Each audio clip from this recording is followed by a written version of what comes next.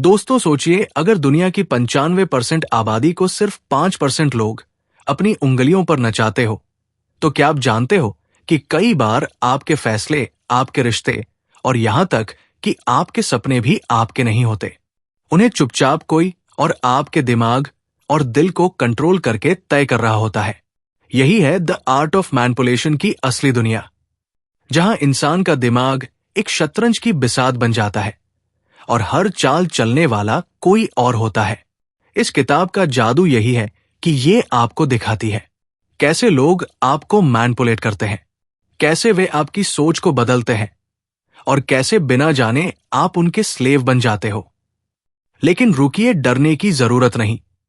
इस समरी में आप सीखोगे कैसे पहचाने ऐसे कैरेक्टर टाइप्स जो आपको इस्तेमाल करने की कोशिश करते हैं, कैसे समझे मैनिपुलेशन की असली एसेंस, कैसे डिकोड करें किसी इंसान के हिडन मोटिव्स और फीलिंग्स, और सबसे जरूरी कैसे बचें उन टैक्टिक से जो आपके दिमाग और दिल पर कब्जा जमाने के लिए बनाई गई है।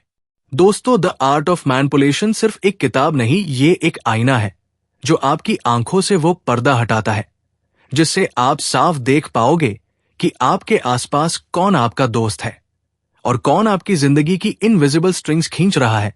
तो अगर आप भीड़ में सिर्फ एक मोहरा बनकर नहीं रहना चाहते, बल्कि अपने फैसले खुद लेना चाहते हो, तो ये वीडियो आपके लिए गेम चेंजर साबित होगी। वीडियो को अंत तक जरूर देखना, क्योंकि हर चैप्टर के साथ आपकी समझ और गहरी होगी और आप जानोगे कि इस दुनिया में सरवाइव करने के लिए मैनिपुलेशन को समझना क्यों जरूरी है।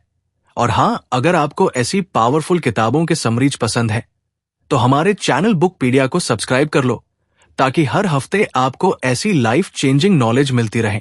Chapter 1, 5% of the people manipulate the other 95%। कभी सोचा है कि इस दुनिया की डोर वास्तव में किसके हाथों में है? हम सोचते हैं कि हम अपने फैसले खुद लेते हैं, अपनी जिंदगी अपनी शर्तों पर जीते हैं, लेकिन सच तो यह है कि अक्सर हम सिर्फ एक खेल का हिस्सा होते हैं और खेल को चलाने वाले हम नहीं, कोई और होता है। कहा जाता है कि पूरी दुनिया में सिर्फ 5% लोग वो हैं जो बाकी के 20% लोगों को कंट्रोल करते हैं। सुनकर अजीब लगता है, लेकिन ध्यान से सोचो, क्या ये सच नहीं है? दफ्तर में बॉस, क्लासरूम में टीचर या पॉलिटिक्स में लीडर्स, ये सब सिर्फ सिंबल्स हैं।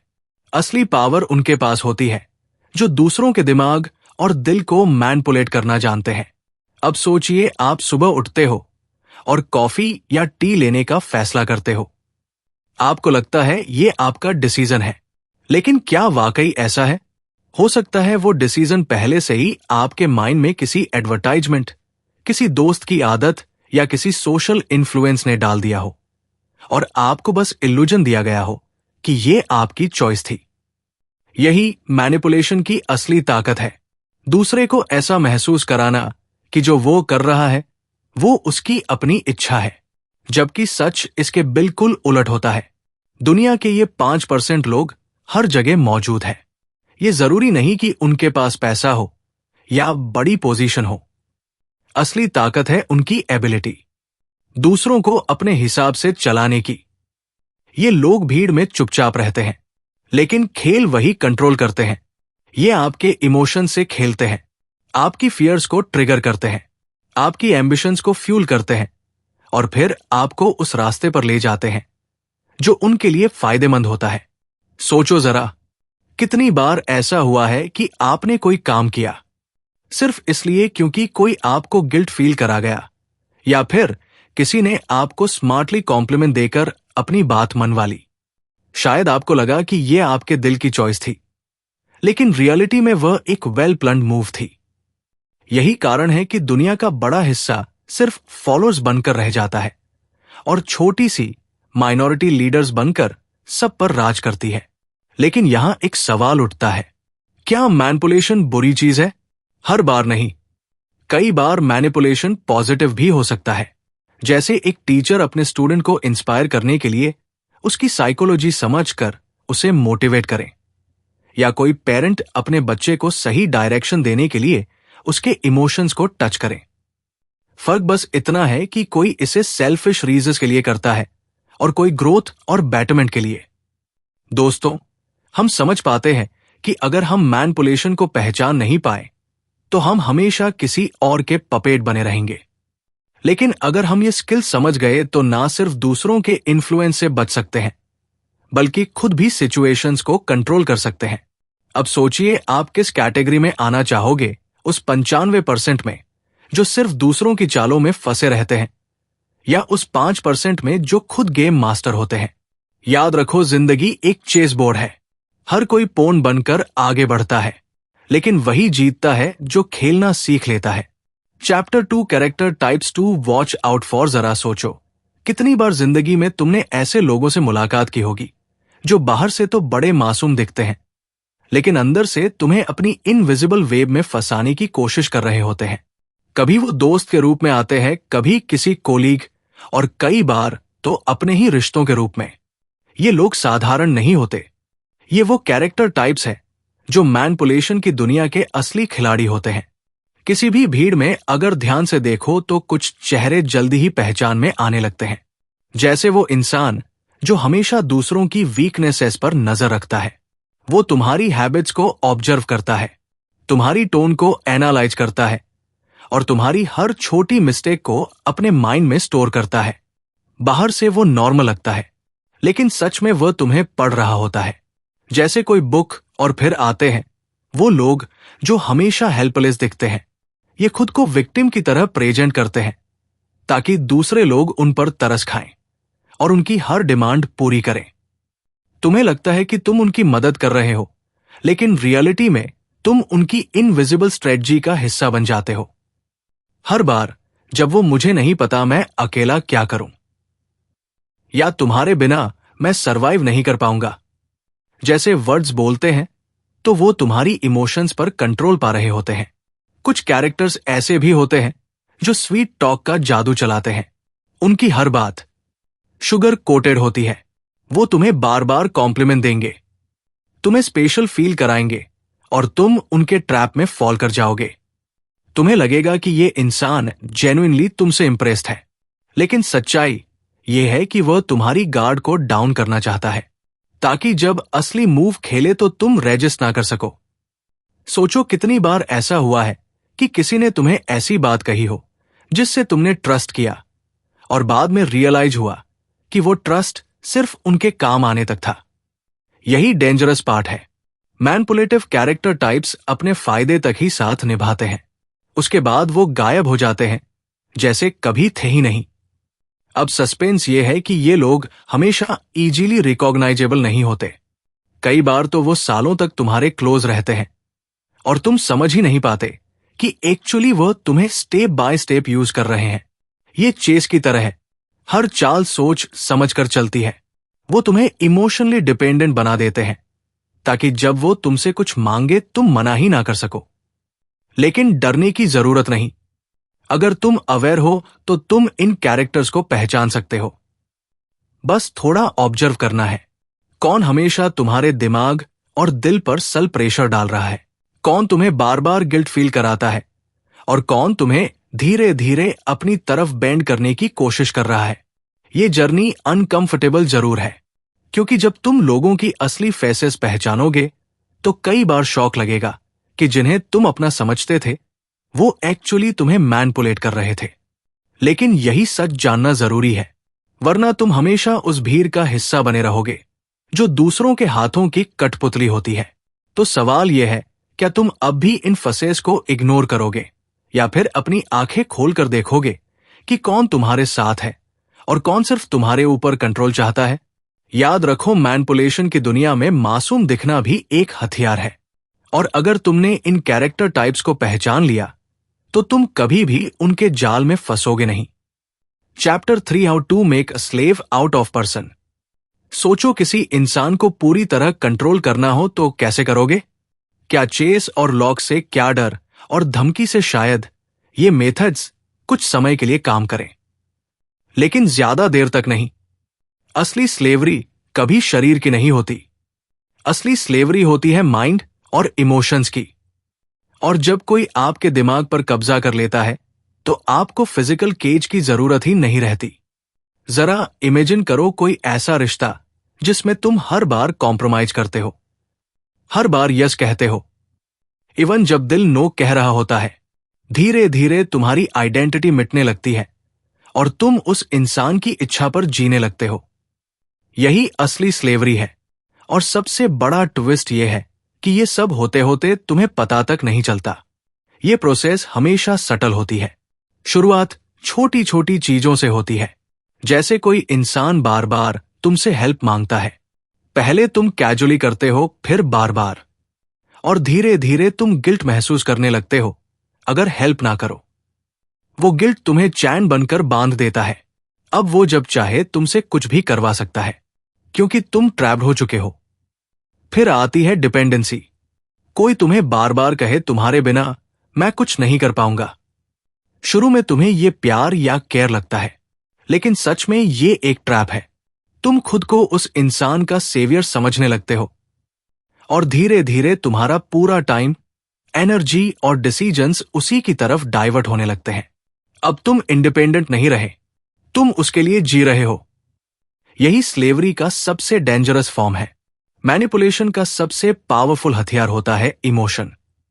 जब कोई तुम्हें इमोशनल स्ट्रिंग्स पर प्ले करता है तो तुम सोचते हो कि तुम अपने दिल की सुन रहे हो, लेकिन वास्तव में तुम किसी और की धुन पर नाच रहे हो। कितनी बार देखा है, लोग अपने टॉक्सिक रिश्तों से बाहर नहीं निकल पाते क्योंकि उन्हें लगता है कि अगर मैं चला गया तो वो बर्बाद हो जाएगा। ये सोच ही असली केज है। सस्पेंस ये है कि कई बार ये स्लेवरी इतनी इनविजिबल होती है कि विक्टिम खुद इसे प्यार का नाम दे देता है। उसे लगता है कि ये सैक्रिफाइस है, ये लॉयल्टी है, लेकिन असली में ये सिर्फ एक वेल क्राफ्टेड मैनिपुलेशन है। और मैनिपुलेटर को सबसे बड़ी जीत तब मिलती है जब विक्टिम अपनी स्लेवरी को प्यार समझकर खुश रहने लगता है। अब सवाल ये उठता है, क्या इससे बचना मुमकिन है? हाँ, लेकिन सबसे पहले अवेयरनेस चाहिए। यह समझना जरूरी है कि कोई भी रिश्ता हेल्थी तभी है जब दोनों लोग स्वतंत्र रहकर एक दूसरे को चूज करें। अगर किसी भी रिलेशन में तुम खुद को खो रहे हो, अपनी इंडिविजुअलिटी सैक्रिफाइस कर रहे हो और सिर्फ दूसरे की इच्छा पर चल रहे हो, तो ये प्यार नहीं है, ये स्लेवरी है। दुनिया की हिस्ट्री उठाकर देखो, सबसे एम्पायर्स एम्पायर्स भी हथियारों से नहीं बल्कि माइंड कंट्रोल से बनी थी। लोगों को विश्वास दिलाया गया कि वो खुद सही कर रहे हैं, जबकि असल में वो किसी और के फायदे के लिए काम कर रहे थे। यही फार्मूला आज भी पर्सनल लाइफ, बिजनेस और सोसाइटी में रिपीट होता है। अब सोचो, क्या तुम्हारे आसपास भी कोई ऐसा है जो धीरे धीरे तुम्हें अपने लिए पपेट बना रहा है? वो जो हर बार तुम्हारी चॉइसेस पर सवाल करता है, तुम्हें गिल्ट फील कराता है और तुम्हें कन्विंस करता है कि उसकी हैप्पीनेस तुम पर डिपेंड करती है। अगर हां, तो समझ लो कि ये स्लेवरी शुरू हो चुकी है। याद रखो, सबसे खतरनाक जेल वही है जिसकी दीवारें दिखाई नहीं देती, और सबसे बड़ा मास्टर वही है जो तुम्हें ये यकीन दिला दे कि तुम फ्री हो, जबकि सच में तुम उसकी इनविजिबल चेन से बंधे हुए हो। तो अब फैसला तुम्हारे हाथ में है। क्या तुम वो बने रहोगे जो धीरे धीरे किसी और का स्लेव बनता जाए, या वो जो इन ट्रैप्स को पहचान कर अपनी जिंदगी का मालिक खुद बने? Chapter for the essence of manipulation. कभी सोचा है कि मैनिपुलेशन की असली ताकत कहां छुपी होती है? क्या ये सिर्फ लोगों को बेवकूफ बनाना है, या ये माइंड गेम्स खेलना है? असलियत इससे कहीं ज्यादा गहरी और खतरनाक है। मैनिपुलेशन का एसेंस समझना ऐसे है जैसे किसी मैजिशियन का असली ट्रिक पकड़ लेना। जब आप मैजिक शो देखते हो तो आपको लगता है कि मैजिशियन ने इम्पॉसिबल कर दिखाया, लेकिन सच ये है कि उसने बस आपकी नजरें वहां से हटा दी जहां असली गेम चल रहा था। और ठीक यही होता है मैनिपुलेशन में भी। ये किसी को वह दिखाना है जो वो देखना चाहता है, और वह छुपा लेना है जो सच में हो रहा है। सोचो, कितनी बार तुमने किसी से सुना होगा, मैं सिर्फ तुम्हारे भले के लिए ये कह रहा हूं। सुनने में कितना स्वीट लगता है ना, लेकिन कई बार इस सेंटेंस के पीछे छुपी होती है सेल्फिशनेस।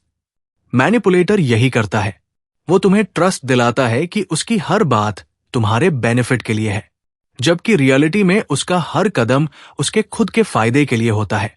मैनिपुलेशन का असली खेल चलता है इमोशंस पर। इंसान फैक्ट से ज्यादा जल्दी इन्फ्लुएंस होता है फीलिंग से। अगर कोई तुम्हें गिल्टी फील करा दे, अगर कोई तुम्हारी ईगो को टच कर दे या तुम्हारी इनसिक्योरिटीज को ट्रिगर कर दे, तो तुम्हारे डिसीजंस उसके हाथों की पपेट बन जाते हैं। और यही है मैनिपुलेशन का कोर, दूसरे को उसकी ओन इमोशन से कंट्रोल करना। यह प्रोसेस कभी लाउड नहीं होती।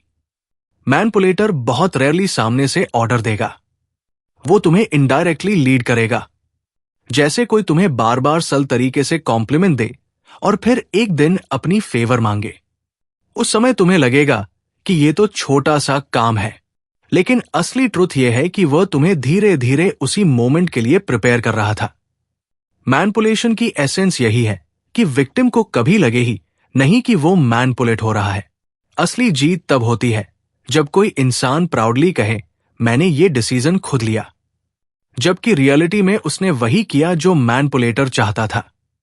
अब सोचो, अगर किसी रिश्ते में बार बार तुमसे सैक्रिफाइसेस की एक्सपेक्टेशन की जाए और हर बार तुम्हें ऐसा फील कराया जाए कि ये तुम्हारा ही चॉइस था, तो क्या ये रियल लव है या सिर्फ मैनिपुलेशन? यही सबसे बड़ा डिलेमा है। विक्टिम खुद भी समझ नहीं पाता कि उसकी बाउंड्रीज कब क्रॉस हो चुकी है। सस्पेंस यह है कि मैनिपुलेशन हमेशा इविल इंटेंट से नहीं होता। कभी कभी लोग इसे अच्छे पर्पस के लिए भी यूज करते हैं। जैसे कोई पेरेंट अपने बच्चे को पढ़ाई पर फोकस कराने के लिए, उसे मोटिवेट करने के लिए इमोशनल ट्रिगर्स यूज करें।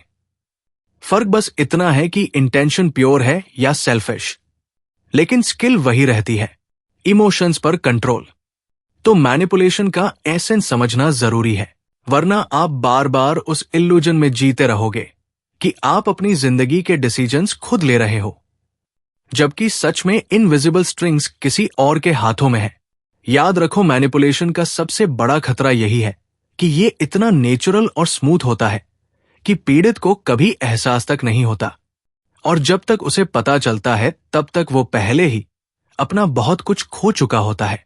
अब सवाल तुम्हारे सामने है, क्या तुम अपनी जिंदगी के रियल मास्टर बनना चाहोगे या फिर वो कैरेक्टर जो सिर्फ किसी और के हिडन स्क्रिप्ट को फॉलो करता है? Chapter 5, how to pick a person apart and discover his real motives and feelings. कभी कभी इंसान वो नहीं होता जो वो दिखता है। उसके चेहरे पर मुस्कान होती है, शब्दों में मिठास होती है, लेकिन उसके दिल और दिमाग में कुछ और ही चल रहा होता है। सवाल यह है कि उस नकली पर्दे के पीछे का सच कैसे देखा जाए, कैसे समझा जाए कि किसी का असली मोटिव क्या है और उसकी रियल फीलिंग्स कैसी है। हर इंसान अपने असली इरादों को छुपाने की कोशिश करता है, लेकिन ह्यूमन नेचर की सबसे बड़ी कमजोरी यह है कि चाहे कोई कितना भी स्ट्रांग क्यों ना हो, उसकी छोटी छोटी जेस्चर्स, उसकी बॉडी लैंग्वेज, उसकी टोन ऑफ वॉइस उसे बिट्रे कर देती है। जरा ध्यान से ऑब्जर्व करो। जब कोई तुमसे बात करते हुए आंखों में देखने से बचता है या बार बार अपनी बात बदलता है, तो ये संकेत है कि वो कुछ छुपा रहा है। जब कोई मुस्कुराता है लेकिन उसकी आंखों में वार्मथ नहीं होती, तो वो स्माइल सिर्फ एक मास्क है। और जब कोई बहुत ज्यादा फ्लैटरिंग करता है, तो चांसेस है कि उसके पीछे कोई हिडन एजेंडा है। असल आर्ट यही है, लोगों की आउटर लेयर को पील करना और उनकी अंदरूनी सच्चाई तक पहुंचना। इमेजिन करो, तुम्हारे सामने एक कोलीग है जो हमेशा तुम्हारी तारीफ करता है। पहली नजर में तुम्हें लगता है कि वो जेन्युइनली तुम्हारा वेल विशर है, लेकिन अगर तुम ऑब्जर्व करो तो पाओगे कि उसकी तारीफ हमेशा उस वक्त होती है जब उसे तुमसे कोई काम निकलवाना होता है। उसकी रियल मोटिव उसकी टाइमिंग से सामने आ जाती है। मैनिपुलेटर्स यही स्किल मास्टर करते हैं। वो दूसरों की साइकोलॉजी को पढ़ते हैं और उनकी वीकनेसेस को एक्सप्लॉइट करते हैं। लेकिन यही स्किल अगर तुम सीख लो, तो ना सिर्फ तुम दूसरों के जाल से बच सकते हो, बल्कि अपने रिश्तों को भी सही नजर से देख सकते हो। कितनी बार ऐसा हुआ है कि कोई दोस्त सिर्फ तब तुम्हें कॉल करता है जब उसे मदद चाहिए, लेकिन जब तुम्हें उसकी जरूरत हो वो अनअवेलेबल होता है। यही पैटर्न उसकी असली फीलिंग्स रिवील करता है। मोटिव्स हमेशा वर्ड से नहीं बल्कि एक्शंस और कंसिस्टेंसी से दिखते हैं। और सबसे सस्पेंसफुल बात यह है कि हर इंसान की कोई ना कोई ट्रिगर होती है। कुछ लोग रिस्पेक्ट के लिए तरसते हैं, कुछ लोगों की वीकनेस होती है अटेंशन, और कुछ को पावर चाहिए। अगर तुम ये ट्रिगर पहचान लो तो तुम उनके अंदर झांक सकते हो और समझ सकते हो कि वो किस चीज से ड्राइव होते हैं। लेकिन ध्यान रहे, ये स्किल सिर्फ दूसरों को एक्सपोज करने के लिए नहीं बल्कि खुद को प्रोटेक्ट करने के लिए है।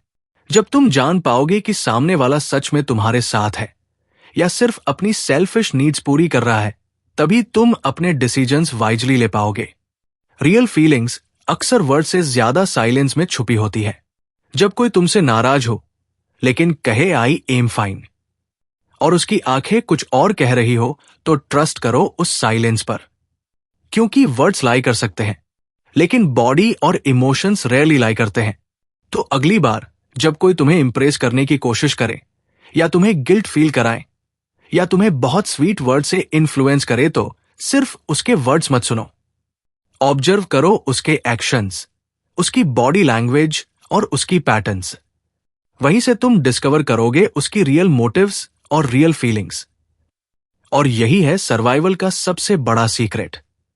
लोगों को वैसा देखना जैसे वो सच में है, ना कि जैसे वो खुद को दिखाते हैं। चैप्टर 6 मैनिपुलेटिंग अ पर्सन्स थिंकिंग। सोचो, अगर कोई तुम्हारे दिमाग के अंदर बैठ जाए और तुम्हें ऐसा महसूस कराए कि जो भी डिसीजन तुम ले रहे हो वो तुम्हारा खुद का है, लेकिन सच में वो सब किसी और के डिजाइन का हिस्सा हो। यही है थिंकिंग मैनिपुलेशन का असली खेल। इंसान मानता है कि उसके विचार उसके खुद के होते हैं, लेकिन रियलिटी यह है कि हमारे ज्यादातर थॉट्स बाहरी दुनिया से इन्फ्लुएंस होते हैं। मीडिया, सोसाइटी, फ्रेंड्स, फैमिली, हर कोई हमारे दिमाग में आइडियाज प्लांट करता है और मैनिपुलेटर यही वीकनेस यूज करता है। इमेजिन करो कोई बार बार सली ये बात रिपीट करे कि तुम किसी काम में अच्छे नहीं हो। शुरुआत में तुम इग्नोर करते हो, लेकिन जब वही थॉट बार बार सुनाई देता है तो धीरे धीरे वो तुम्हारे सबकॉन्शियस में घुस जाता है और एक दिन तुम खुद बिलीव करने लगते हो कि शायद तुम सच में कैपेबल नहीं हो। यह है रेपिटेशन का जादू। एक थॉट को बार बार दोहराना और उसे तुम्हारी रियलिटी बना देना। मैनिपुलेटर्स अक्सर फ्रेमिंग का इस्तेमाल करते हैं, यानी किसी चीज को ऐसे प्रेजेंट करना कि वो तुम्हारे दिमाग में ऑटोमेटिकली राइट लगे। जैसे कोई कहे, अगर तुमने मेरी बात नहीं मानी तो लोग तुम्हें सेल्फिश समझेंगे। अब देखो, यहां ऑप्शन दिया गया है, लेकिन फ्रेमिंग ऐसी है कि तुम्हें लगेगा कि अगर तुमने मना किया तो तुम बुरे इंसान कहलाओगे। तुम्हारा दिमाग खुद उस ट्रैप में फंस जाएगा। सस्पेंस यह है कि मैनिपुलेटर तुम्हें कभी डायरेक्ट फोर्स नहीं करता, वो तुम्हें चॉइस का इल्यूजन देता है। तुम्हें लगता है तुमने खुद डिसाइड किया है, लेकिन वो डिसीजन पहले से ही केयरफुली इंजीनियर था। यही सबसे डेंजरस मैनिपुलेशन है, जहां इंसान खुद को फ्री समझकर भी पपेट बन जाता है। अब सोचो, कितनी बार तुमने कोई चीज खरीदी सिर्फ इसीलिए कि एडवर्टाइजमेंट ने तुम्हें यह फील कराया कि यह प्रोडक्ट तुम्हारी जरूरत है। कितनी बार तुमने किसी को हक कहा क्योंकि तुम्हें गिल्ट कराया गया था, या कितनी बार तुमने वही स्टेप लिया जो तुम्हारी इमेज को सेफ रखे। हर बार तुम्हारा थिंकिंग मैनिपुलेटेड हुआ। मैनिपुलेशन ऑफ थिंकिंग का सबसे बड़ा हथियार है इमोशंस। जब तुम खुश होते हो तो तुम्हें डिसीजंस आसान लगते हैं। जब तुम डरते हो तो तुम्हें लगता है कि कोई भी सेफ ऑप्शन सही है। और मैनिपुलेटर इन इमोशंस को ट्रिगर करता है ताकि तुम्हारा दिमाग उसके पाथ पर चले। यहां सबसे स्केरी पार्ट यह है कि मैनिपुलेटेड व्यक्ति कभी रियलाइज ही नहीं करता कि उसका माइंड कंट्रोल हो चुका है। वो प्राउडली कहता है, मैंने ये डिसीजन अपने दिल से लिया, लेकिन सच ये है कि वो डिसीजन पहले से ही मैनिपुलेट किया जा चुका था।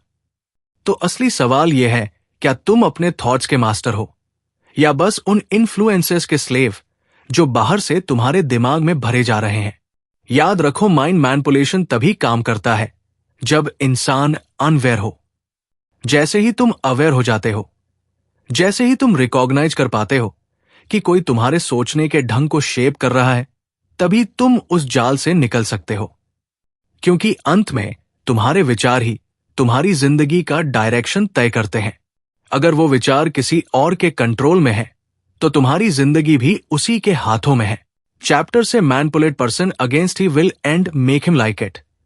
जरा इमेजिन करो, कोई तुम्हें वो काम करा ले जो तुम कभी करना ही नहीं चाहते थे, और हैरानी की बात यह है कि वो काम करने के बाद तुम खुद को खुश भी महसूस करो। यही है मैनिपुलेशन की सबसे खतरनाक और फैसिनेटिंग फॉर्म। जब इंसान अपनी विल के अगेंस्ट भी इन्फ्लुएंस होकर एक्ट करे और फिर उसी एक्ट को अपनी चॉइस समझकर उसे पसंद भी करने लगे। सोचो, एक बच्चा वेजिटेबल्स खाना बिल्कुल पसंद नहीं करता, लेकिन अगर कोई उसकी प्लेट को कलरफुल बना दे, उसकी कहानी गढ़ दे, ये स्पिनच तुम्हें सुपरमैन की ताकत देगा, तो बच्चा रेजिस्ट नहीं करेगा बल्कि एक्साइटेड होकर खा लेगा। उसने वही किया जो वो नहीं करना चाहता था, लेकिन उसे ऐसा फील कराया गया कि ये उसके बेनिफिट के लिए और उसकी इच्छा से है। इसी तरह बड़े लेवल पर भी यही होता है। किसी एम्प्लॉय को ऐसे कन्विंस किया जाता है कि ओवरटाइम करना उसकी लॉयल्टी का सिंबल है। धीरे धीरे वो मान लेता है कि कंपनी के लिए एक्स्ट्रा आवर्स देना उसकी ओन चॉइस है। असल में उसकी विल के अगेंस्ट उसे पुश किया गया था। लेकिन प्रेजेंटेशन इतनी स्मार्ट थी कि उसने इसे अपनी खुशी बना लिया। सस्पेंस यही है। मैनिपुलेशन की असली शक्ति यही होती है, इंसान को ये इल्यूजन देना कि वो कंट्रोल में है, जबकि असली कंट्रोल किसी और के हाथों में होता है। ये स्ट्रेटजी अक्सर गिल्ट, फ्लैटरी और साइकोलॉजिकल ट्रिक्स का मिक्स होती है। पहले इंसान को रेजिस्ट करने दिया जाता है, फिर उसे क्लेवरली कन्विंस किया जाता है कि वही रेस्ट उसकी कमजोरी है, और एक बार जब वो मान लेता है तो उसकी विल टूट जाती है और वो मैनिपुलेटर की टर्म्स पर चलने लगता है। रियल मैजिक तब होता है जब मैनिपुलेटेड व्यक्ति खुद कहे, मैंने ये स्टेप अपनी हैप्पीनेस के लिए लिया। लेकिन ट्रुथ ये है कि उस हैप्पीनेस की डेफिनेशन पहले से ही उसके अंदर प्लांट कर दी गई थी। कितनी बार ऐसा हुआ है कि आपने कोई प्रोडक्ट खरीदा सिर्फ इसलिए क्योंकि आपको बिलीव कराया गया कि ये आपकी आइडेंटिटी को बेहतर करेगा। आप रेजिस्ट कर रहे थे, मुझे इसकी जरूरत नहीं है, लेकिन फिर एडवर्टाइजमेंट ने आपके भीतर डिजायर पैदा किया, और जब आपने खरीद लिया तो आपको लगा कि यह डिसीजन आपका खुद का था। यह है manipulation against your will and making you like it. Manipulators इस टेक्निक से रिलेशनशिप्स तक कंट्रोल करते हैं। कोई पार्टनर अपने दूसरे पार्टनर को यह बिलीव करा सकता है कि सैक्रिफाइस करना ही प्यार का सबसे बड़ा सिंबल है। धीरे धीरे विक्टिम खुद को खुश महसूस करने लगता है हर बार जब वो अपनी इच्छा के खिलाफ भी सैक्रिफाइस करता है। ये सुनने में डरावना जरूर है, लेकिन यही ह्यूमन साइकोलॉजी का सबसे वल्नरेबल पार्ट है। इंसान अपने खुद के एक्शंस को जस्टिफाई करना चाहता है, इसीलिए जब वो किसी अनवांटेड काम को करने पर मजबूर होता है तो उसका माइंड ऑटोमेटिकली रीजन्स ढूंढता है उसे पॉजिटिव दिखाने के लिए, और यही मोमेंट मैनिपुलेटर के लिए जीत होता है। अब सोचो, कितनी बार तुमने किसी काम के लिए नो सोचा लेकिन आखिर में यस कह दिया और बाद में खुद को कन्विंस कर लिया कि यह तुम्हारा ही डिसीजन था। यह वही सल मैनिपुलेशन है जो तुम्हें अपनी विल के अगेंस्ट भी एक्ट कराता है और तुम्हें उसका एडमायरर बना देता है। लेकिन अवेयरनेस ही पहला वेपन है। अगर तुम रिकॉग्नाइज कर लो कि कोई तुम्हारी सोच को धीरे धीरे शिफ्ट कर रहा है, तुम्हें गिल्ट या प्रस के जाल में फंसा रहा है, तो तुम इस इनविजिबल ट्रैप से बच सकते हो। याद रखो, मैनिपुलेशन की अल्टीमेट जीत तभी होती है जब विक्टिम खुद अपनी स्लेवरी को फ्रीडम समझने लगे, और अल्टीमेट फ्रीडम तब होगी जब तुम अपने डिसीजंस पर इतना अवेयर हो जाओ कि कोई भी तुम्हें तुम्हारी विल के अगेंस्ट ड्राइव ना कर सके। कंक्लूजन तो दोस्तों, द आर्ट ऑफ मैनिपुलेशन हमें एक गहरा सच सिखाती है। ये दुनिया उतनी सिंपल नहीं है जितनी ऊपर से दिखती है। यहां हर कोई किसी ना किसी लेवल पर इन्फ्लुएंस कर रहा है और किसी और के इन्फ्लुएंस में जी रहा है। कुछ लोग मास्टर होते हैं जो दूसरों के दिमाग और दिल को अपनी चालों से कंट्रोल करते हैं, और बाकी अननोइंगली उनके पपेट बन जाते हैं। लेकिन फर्क अवेयरनेस से आता है। जैसे ही तुम समझ जाओगे कि मैनिपुलेशन कैसे काम करता है, कैसे लोग तुम्हारे इमोशंस, तुम्हारे फियर्स और तुम्हारी डिजायर्स का इस्तेमाल करते हैं, तभी तुम उनके जाल से बाहर निकल पाओगे। फिर चाहे वो रिश्ते हो, बिजनेस हो या सोसाइटी, तुम अपनी जिंदगी के मास्टर खुद बन सकते हो। याद रखो, मैनिपुलेशन से बचना सिर्फ दूसरों से डिफेंड करना नहीं है, ये अपने दिमाग और अपनी विल को इतना मजबूत बनाना है कि कोई भी तुम्हें गिल्ट, फ्लैटरी या इल्यूजन से कंट्रोल ना कर पाए। क्योंकि आखिर में रियल फ्रीडम वही है जब तुम अपने डिसीजंस अपनी क्लैरिटी और अवेयरनेस से लो। अगर तुम्हें ये जर्नी इंसाइटफुल लगी और तुम भी ऐसी लाइफ चेंजिंग किताबों के सिनेटिक समरीज सुनना चाहते हो, तो अभी हमारे चैनल पोपू मामा ऑडियो बुक को सब्सक्राइब कर लो, क्योंकि यहां हम तुम्हें ऐसी बुक से इंट्रोड्यूस कराते हैं जो तुम्हारी सोच बदल सकती है और तुम्हें भीड़ से अलग खड़ा कर सकती है। तो अगली बार मिलते हैं एक और किताब की दुनिया में जहां छुपे होंगे नए सीक्रेट्स और नए लेसन्स। तब तक याद रखो, दुनिया एक खेल है, लेकिन जीत उसी की होती है जो खेल को समझ लेता है। Thank you.